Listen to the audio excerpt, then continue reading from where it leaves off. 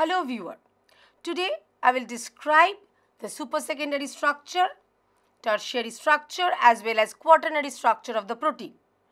I will discuss about the characterization and types of supersecondary structure, characterization and types of tertiary structure as well as characterization and method to detect the quaternary structure.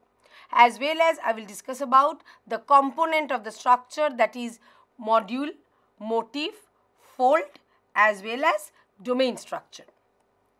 As we know that the combination arrangement of the secondary structure is actually given by the supersecondary structural motif. Now, supersecondary structural motifs are getting folded to give the tertiary structure, which is actually bound via different interaction like disulfide interaction, ion-ion interaction, van der Waal and hydrophobic interaction and hydrogen bonding. Now, fourth level of organization of protein structure is actually spatial arrangement of the polypeptide chain is getting folded into domain structure. That is actually given for the enzyme activity, regulation of the catalytic site. If the same types of the domain or subunit is present, homoterm is given. If different types of the subunit, heteroterm is given. So, that is very much related with the subunit interaction. As we know that Rinch has first proposed the prediction of protein structure is actually related with the geometry. Characteristics. So, if we think the secondary structure is unit like alpha helix and beta sheet, then two units will be described as supersecondary structure. So, it is the arrangement or assembly of secondary structure in 2D or 3-dimensional space. Types involved. It includes helix supersecondary structure, sheet supersecondary structure as well as mixed supersecondary structure. From the picture, it is evidence that in case of helix supersecondary structure, different helices are joined by the loops. Types. It includes helix hairpin, helix corner, helix loop helix and helix turn helix. First one, helix hairpin. You can follow, it is look like a hairpin. So, two anti-parallel alpha helices are joined by a loop of large polypeptide, maybe of 2 to 16 residues. If very short 2 residues are there, then 2 helices are closely compact via non-covalent hydrophobic interaction. Helix corner. Now, 2 helices are right angled with each other. It may also be called as alpha-alpha corner. You can follow the ligand binding site at the loop of hydrophobic region. Helix loop helix. Here we can follow the flexibility of the 2 helices at any direction which are joined by the large polypeptide, and these helix loop helix is very important, and these have the carboxylic acid domain at the loop region which is able to bind with the ligand calcium, and you can follow their presence in case of DNA binding protein. The DNA binding homeodomain protein is also found in case of helix turn helix motif. Here you can find the 2 helices are joined by the beta turn. The helices may be parallel or anti-parallel to each other that can change the direction of the protein.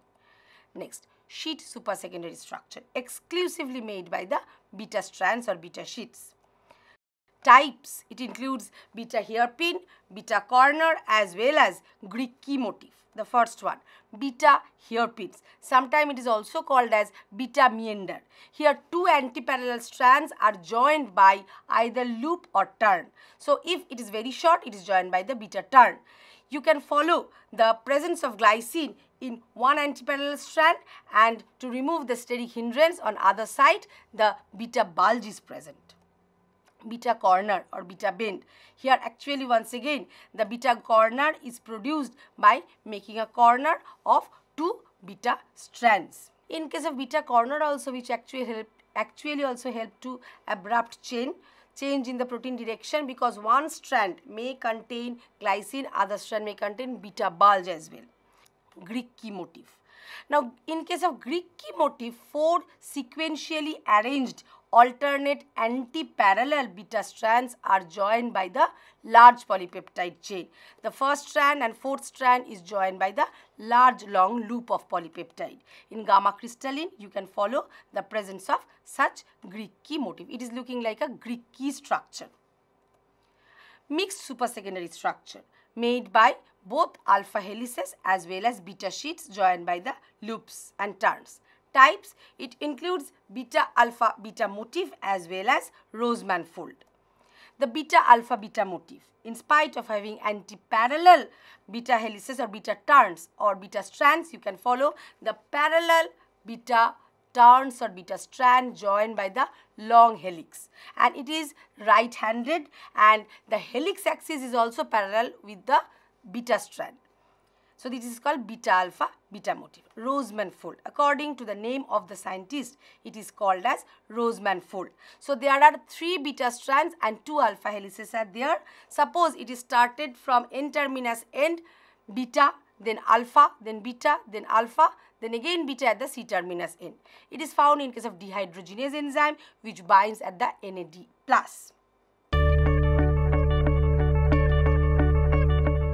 As we know that tertiary structure is once again the motif of supersecondary structure are getting folded in the 3-dimensional space via different types of interaction, hydrophobic, ion-ion, disulfide interaction as well.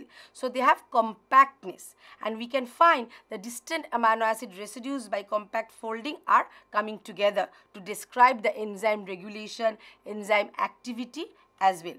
And we can find here the presence of charge-charge interaction model. So it is according to the nucleation condensation model.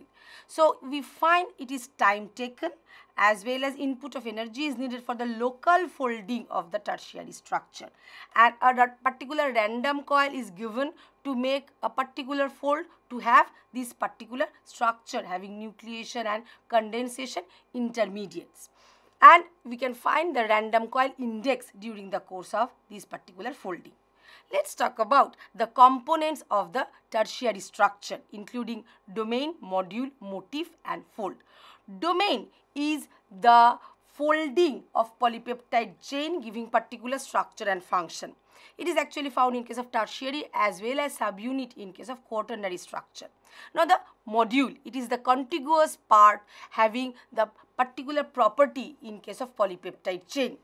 Next, motif. So motif is by which the supersecondary structure is getting folded. The way of the supersecondary structure is getting arranged in the tertiary structure. And the fold, so again overlapping and non-overlapping ways how the folds are combined together. Next, characteristics of the domain.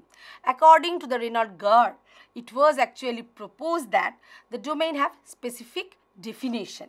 It may contain 100 to 2000 amino acid residues, and they are actually made the compact structure. In case of tertiary structure, we can find the hydrophobic residues are buried inside by making hydrophobic interactions, and hydrophilic side chains are protruded outside to interact with the solvent residue thermodynamically possible ways. Let's talk about the characteristics of the domain. First, it is very structural stable unit, so that can be taken for the proteolysis. Structural unit, so that can be taken for the X-ray analysis.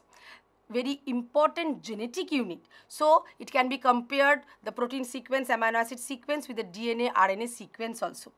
Evolutionary unit, by which the exon DNA intron structure can be compared with the protein structure as well. Evolutionary unit as well as it is the functional unit to show a particular function property as well. It is very discrete unit by which the polypeptide chain is getting folded. It is thermodynamic unit by which it has native and denatured conformation by folding as well as unfolding. Now the properties of tertiary structure. Here I will discuss about the different folding having different functions as well as the pattern of folding, because varieties of globular protein have different function as well as different pattern of folding. I will discuss about the bonds involved as well as factors determining the tertiary structure. First, the different types of globular protein have different fold as well as different function. They can be taken for the transport of metabolite. They can be taken for many other prospects of the metabolism, as well as globular protein have respiratory function like myoglobin, hemoglobin, etc. Apart from which the pattern of folding, it is very much kinetically controlled, thermodynamically controlled, a pathway dependent process, a cooperative process giving either single or multiple domain.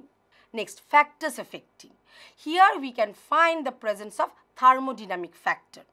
You know that there are unfavorable entropy, which actually is against the folding, but it helps in the random coil formation, as well as favorable entropy for the side chain interaction prefers folding, and favorable entropy for hydrophobic interactions actually help to proper fold. So the hydrophobic interactions are buried inside to interact within themselves to make the compact fold globular structure. Apart from thermodynamic factor, there is also some environmental factor regarding pH and solvation power of the medium to stabilize the tertiary structure. Let's talk about the bonds stabilizing tertiary structure. You can follow the presence of ionic bond. So, what is the aim of tertiary structure? So, distantly associated amino acids will come closer, they will interact and make the fold. You can follow the disulfide bond. You can follow the presence of hydrophobic interaction, as well as hydrogen bond is made within the amino acid, within the amide bond, within the amide, as well as side chains, and the hydrogen bonds made by the side chains of the amino acids. Types. So types of tertiary structure include all alpha structure, all beta structure, mixed alpha by beta structure, mixed alpha plus beta structure, as well as other tertiary structure. Now all alpha structure that is made solely by the alpha helices. So sometimes it is called as alpha domain also in case of quaternary structure. You can follow in glucagon the presence of single helix. You can follow the presence of helix turn helix or helix loop helix in case of prealbumin, parvalbumin. The helix bundle of 4 helices together that can be found in case of cytochrome C. You can find the 3 helix bundles also. In case of globin chain, in case of globin like hemoglobin, myoglobin, several helices are joined as hand, EF hand, etc. You can follow various other types of globin fold in immunoglobulins also. All beta structures solely made by the beta turns or the beta strands. Here it may be the beta barrel structure, looks like a barrel, make the team barrel or porine-like structure. There are 3 types are there, ups and down barrel, Greek key barrel. You can follow the jelly roll or Swiss roll barrel, apart from which alpha by beta meander is also present, and you can follow sometimes it is made also with the alpha helices which are anti-parallel with each other. So in this way barrel makes a porine-like structure within the hydrophobic core of the transmembrane protein. You can follow the flattened beta sandwich-like structure. So the first strand is not yet hydrogen bonded with the 4th or last strand. You can follow the splayed corner as well as closed corner here in beta sandwich. Mixed alpha by beta structure. It is made usually by the interconnected or alternate alpha and beta helices like Roseman fold. Okay, so thioredoxin and there are different types of proteins are there made by this mixed alpha by beta structure at N and C terminal domain. Mixed alpha plus beta structure. So alpha and beta sheets are segregated within the protein. In case of carbonic anhydrase containing zinc, you can follow the presence of these structure. Irregular tertiary structure made by the random coil having no structural specific geometry. In snake toxin, you can follow their presence. Next, tertiary structure interpretation. By X-ray, NMR crystallographic structure, tertiary structure is well interpreted. So in the crystalline structure, native conformation can be known, where you can find at the globular compact structure at the outer region aspartic acid, the carboxyl containing amino acids are present, and within the core isoleucine, valine, they are interacted to give the hydrophobic interaction. Serine threonine can present over the surface as well as interior core to impart the hydrogen bonding. So this particular thing has various types of motif tertiary structure. So this tertiary structure of the R chain have relaxed conformation towards the end. These tertiary structure containing supersecondary motif have specific types of interaction. They are recorded in the database like Roseman fold, different types of fold having structure and function relationship for the protein. Next, prediction of the tertiary structure. It is very important. It can be done by computer analysis. So either computer analysis or by the X-ray crystallography that can be known. So the direct way is to track the random coil how it is getting folded. Okay, so by having the random coil index. Otherwise we can have cusp experiment by which we can have the idea how it is getting modulated, it is folded. Liners is the algorithm program by which tertiary structure can be interpreted, can be predicted as well. Apart from which there is a two-dimensional TOPS diagram by which the structure can be mapped, conformational map, where the beta strand gives the triangle, alpha helix is circular. Okay, so the topology of the protein is actually described here. Characteristics. So the alpha chain or the polypeptide is folded to give the subunit structure which is symmetrically involved.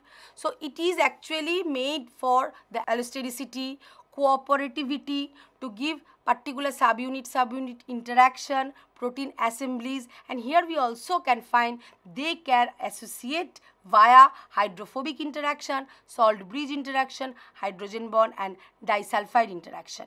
Once again, if all these subunits have same conformation, homoterm is given, homomar, homotetramer, or if the subunit vary according to the conformation, symmetry level, interaction, the heteromultimeric protein. Maybe the single domain, maybe the multiple domain, can be genetically engineered, can also be changed. So alpha domain globin chain is found in case of immunoglobulin. So they are actually completely folded in different domain and subunit structure. Now when we are talking about their nomenclature, single subunit monomer, double subunit dimer found in insulin. So twofold axis of symmetry is found in dimer. Trimer found in collagen as well as tetramer, hemoglobin. We can find the polymer or multimer of the subunit. Now individual domain function. Individually they have different types of function like metabolic transport, cell regulation, cell signaling, catalysis, cellular locomotion as well as allostericity.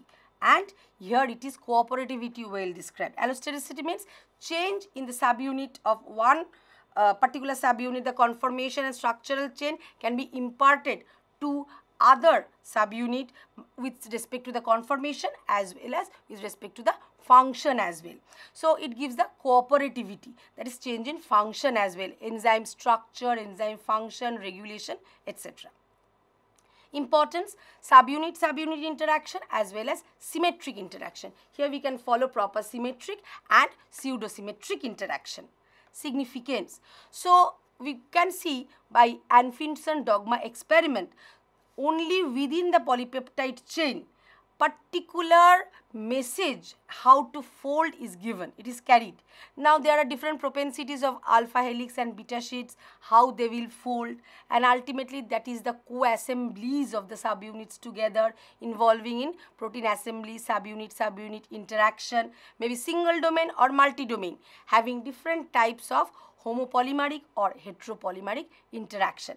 Now this actually proves one gene, one subunit type of hypothesis, and these particular domain can be separable involving in type of interactions, and then when they will be buried inside 100 to 200 angstrom, they are actually having a type of hydrophobic interaction like tertiary folding itself.